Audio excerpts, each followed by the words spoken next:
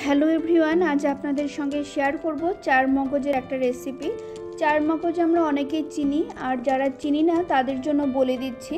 চারমগজ হলো 4 ধরনের সবজি বা ফলের বীজ, যেমন শসা, তরমুজ, বাঙ্গি আর মিষ্টি কুমড়ার বীজ থেকে এই তৈরি হয় চারমগজ, যেটা অনেক পুষ্টিগুণে ভরপুর। আর সাথে আমরা অ্যাড করেছি কাজু বাদাম। চলুন দেখে আসি মা কিভাবে ডিমের মামলেট দিয়ে এই চারমগজের ক্রিমি রেসিপিটা প্রিপেয়ার করে।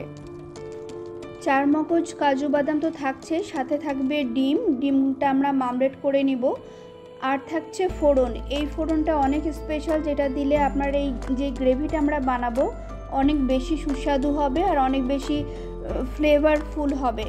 প্রথমে আমরা চারমগজ, কাজু বাদাম আর কাঁচা মরিচের খুব সুন্দর একটা মিহি পেস্ট করে নিব।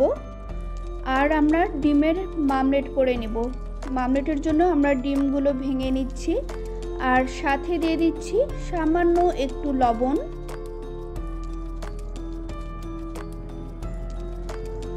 আর দিচ্ছি গোলমরিচের গুঁড়ো, কালো গোলমরিচের গুঁড়ো। খুব সুন্দর মতন এটা আমরা ফেটিয়ে নিব। আর এখানে হলো সামান্য একটু নর্মাল জলের সঙ্গে কর্নফ্লাওয়ার একটু গুলিয়ে নিয়ে ডিমের মিক্সারের মধ্যে দিব, যাতে ডিমের বাইন্ডিংটা খুব সুন্দর থাকে এবং মোটা হয়ে থাকে। সেই জন্য প্যানে সাদা তেল গরম করে নিয়ে আমরা এবার ডিমের মামলেটটা ভেজে নিচ্ছি। আপনি চাইলে গোটা সিদ্ধ ডিম দিয়েও আপনি এই চারমগজের রেসিপিটা বানাতে পারেন, সেটাও অনেক টেস্টি হবে। এখন আমরা যে ফোড়নটা নিয়েছিলাম সেই ফোড়নটা আমরা প্যানে তেল গরম করে আমরা দিয়ে দিচ্ছি। এর মধ্যে আছে আপনার স্টার অ্যানিস, সাদা এলাচ, কালো বড় এলাচ, দারচিনি, তেজপাতা, শুকনো মরিচ, জয়ত্রী, লবঙ্গ, কালো গোলমরিচ, শাহি জিরা আর গোটা জিরা। পেঁয়াজটা হালকা ব্রাউন ভাজা হতেই আমরা একটু সামান্য জল দিয়ে গুঁড়ো মশলা দিয়ে দিচ্ছি। দিয়ে দিচ্ছি টেলে নেওয়া জিরার গুঁড়ো, স্বাদ মতো লবণ দিয়ে খুব সুন্দর মতন আমরা মশলাটা কষিয়ে নিব। অন্যান্য আলাদা ধনিয়া কিংবা হলুদ, শুকনো মরিচের গুঁড়ো দেওয়ার প্রয়োজন নেই, কারণ আমরা কাঁচা মরিচ তো পেস্ট করে নিয়েছিলাম।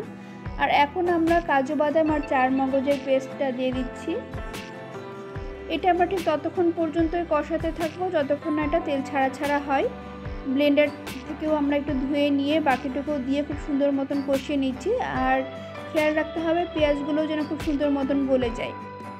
আর এই যে আমরা সব ধরনের মশলাগুলো নিয়েছি ফোড়নের জন্য, এগুলো কিন্তু কোনোটা মিস করবেন না। আপনার গ্রেভির মধ্যে থেকে খুব সুন্দর অ্যারোমা বের হবে এবং খেতেও অনেক সুস্বাদু লাগবে।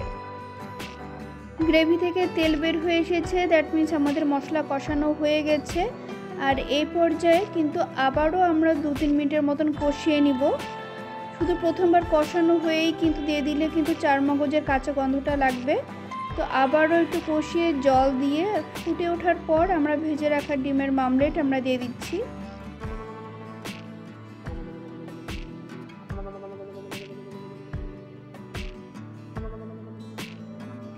এক পাশ সুন্দর মতন ফুটে উঠলে দেন আমরা অপর পাশ উল্টে দিয়ে আবার আমরা 2-3 মিনিটের মতন রান্না করে নিচ্ছি।